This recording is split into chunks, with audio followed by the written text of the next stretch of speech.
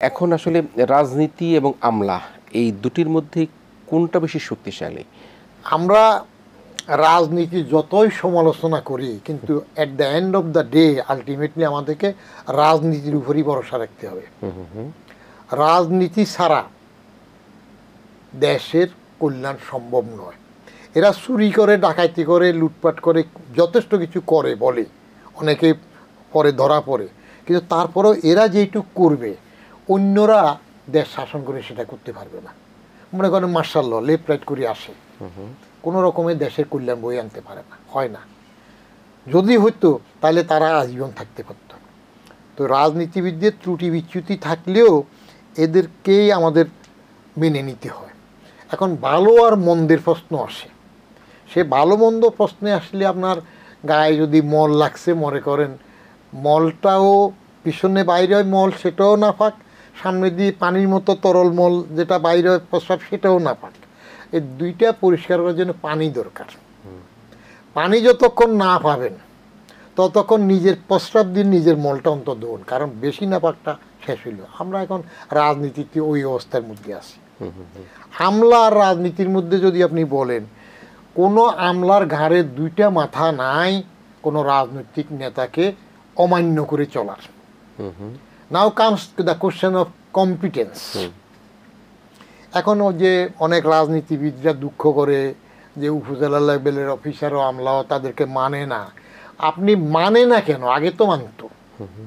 আমরা প্রাইমারিতে পড়ার সময় 50-এর দশকের শেষের দিকে একজন রাজনৈতিক নেতা আমাদের ফেনীর খাজা আহমদ সাহেবের দেখার জন্য তো কবে দেখব লাইন ধরতাম। তখন ছাত্র নেতা শুনলে তো আমরা আনন্দে লাফাইতাম যে এটা একটা বড় নেতারে দেখলাম। তো এখন সেটা নাই কেন? তার মানে রাজনীতি তার চরিত্র হারাই ফেলছে, রাজনীতিকরা রাজনীতিকের সম্মান রাখতে পারতেছে না। আর আমলা আর রাজনীতিকের লড়াইয়ের মধ্যে সবসময় এটা ঘটে, সেটা হইল কে কাকে ওভার পাওয়ার করে। Definitely leader is politician. কেমন আপনার রুলস অফ বিজনেস অনুযায়ী পলিটিক্যাল মাস্টার্স পলিটিশিয়ানই।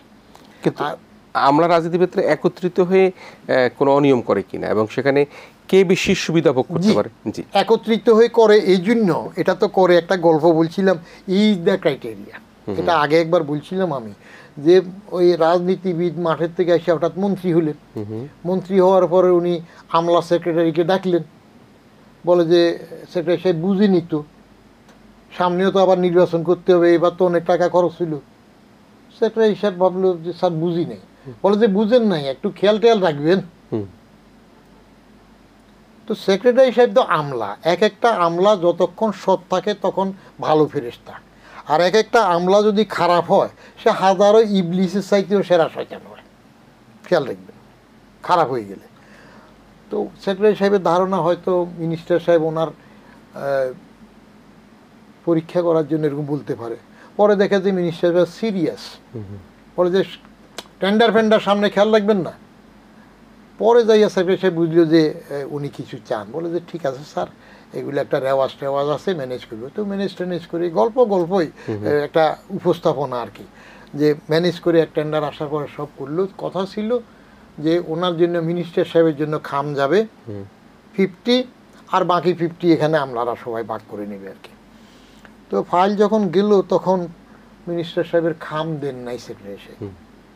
মিনিস্টার সাহেব রাগে বড় করে নট অ্যাপ্রুভ লিখে দিল।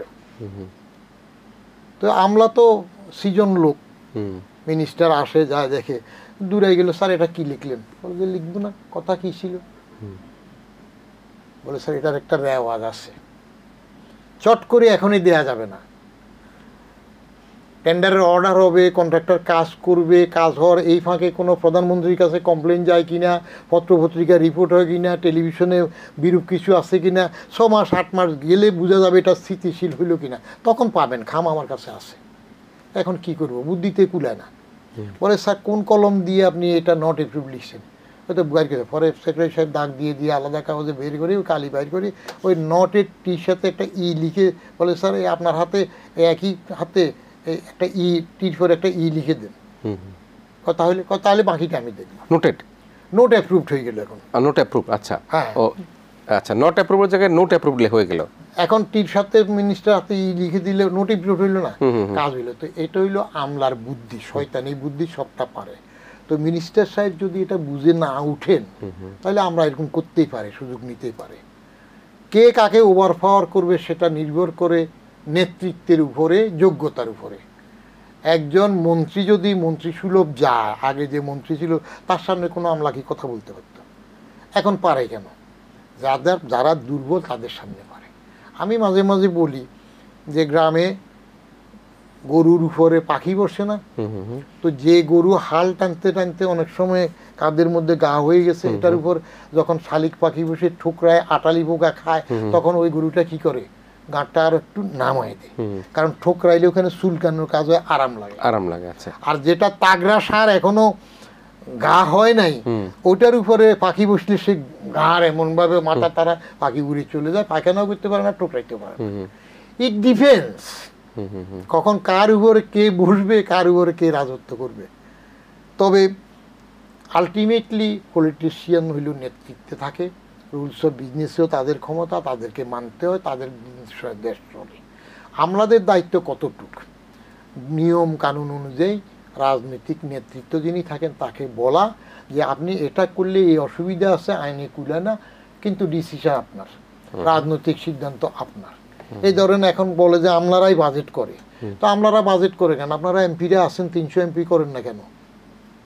আরও বেশি এমপি আছে না, মন্ত্রী আপনারা করতে পারেন না কেন? আমলারা করে, পাস তো করেন আপনারা, গাইডলাইনটা তো আপনাদের থেকে আসে। আলটিমেট বাজেট মিটিংটা ইয়ারের চেয়ারম্যান সহ, অর্থমন্ত্রী সহ তো প্রধানমন্ত্রীর সাথে আলাপ করবে, উনি যে দিক নির্দেশনা দেবেন সে অনুযায়ী তো হবে। তাহলে ক্ষমতাটা কার? ক্ষমতাটা রাজনৈতিক নেতৃত্বের, পরিষ্কার।